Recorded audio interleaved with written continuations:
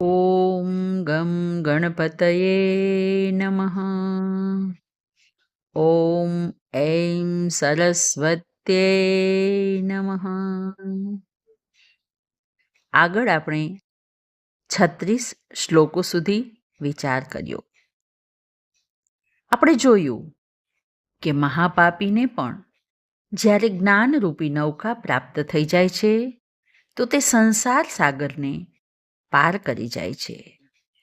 હવે આ જ વાતને ઉદાહરણ આપીને સમજાવતા ભગવાન કહે છે, યથેધાંસી સમિદ્ધોગ્નિ ભસ્મસાત કુરુતે અર્જુન જ્ઞાનાગ્નિ સર્વકર્માણી ભસ્માસાત કુરુતે તથા. જેવી રીતે પ્રજ્વલિત અગ્નિ બળતણને બાળીને ભસ્મ કરી નાખે છે, તેવી રીતે હે અર્જુન જ્ઞાનાગ્નિ બધા કર્મોને ભસ્મીભૂત કરી નાખે છે. અહીં ભગવાન કર્મના સિદ્ધાંતનો અપવાદ બતાવે છે. જેવી રીતે બળી ગયેલું પેજ ઉગે નહીં, એવી જ રીતે જ્ઞાનરૂપી અગ્નિથી બળેલા કર્મો ફળ આપી શકે નહીં. તેથી જો જીવાત્માને જ્ઞાન થઈ જાય તો પેલા કર્મો સ્વયં પોતે જ જ્ઞાનાગ્નિમાં બળીને ભસ્મ થઈ જાય, પછી કશું ભોગવવાનું જ ન રહે. આમ દર્શાવ્યા પછી ભગવાન જ્ઞાનનો મહિમા દર્શાવતા કહે છે, નહીં જ્ઞાનેન સદૃશમ પવિત્રમિહ વિદ્યતે તત્સ્વયં યોગ સંસિદ્ધ કાલેનાત્મનિ વિંદતી. આ જગતમાં જ્ઞાનથી વધુ પવિત્ર કોઈ તત્વ નથી. તે જ્ઞાન સમય જતાં આપોઆપ પોતાનામાં જ પ્રગટ થતું હોય છે. આ શ્લોક અત્યંત મહત્વનો છે. અહીં 4 મુદ્દાનું સ્પષ્ટીકરણ છે. 1. જ્ઞાનથી વધુ કશું પવિત્ર નથી. 2. જ્ઞાન લાંબા સમયની સાધના પછી પ્રાપ્ત થાય છે. 3. જ્ઞાન સ્વયં પોતાનામાં જ પ્રગટે છે. અને 4, તે યોગ સંસિદ્ધ એટલે ઈશ્વરના યોગથી સિદ્ધ થાય છે.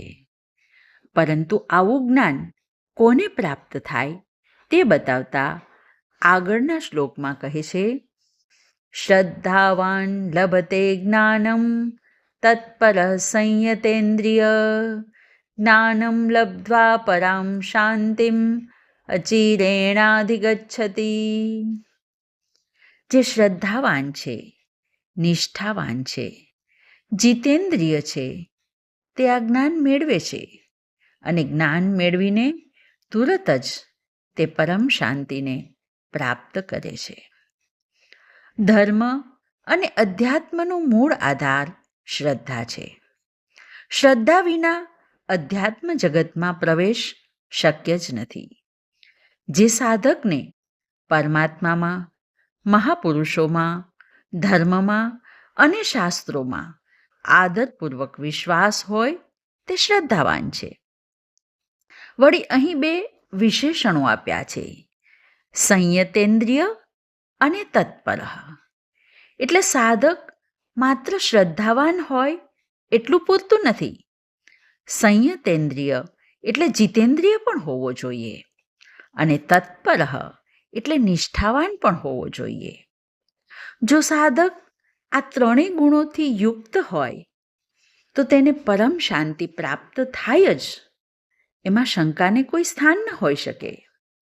પરંતુ કોઈ અશ્રદ્ધાવાન હોય તો ભગવાન કહે છે, અજ્ઞશ્ચા શ્રદ્ધદાનશ્ચ સંશયાત્મા વિનશ્યતિ નાયમ લોકોસ્તિ ન પરો ન સુખમ સંશયાત્મન.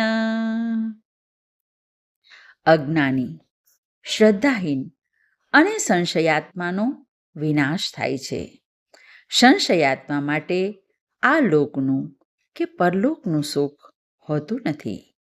એ વિશે આપણે આગળ વધુ વિચાર કરીશું. આજે બસ આટલું જ. હરિ ઓમ.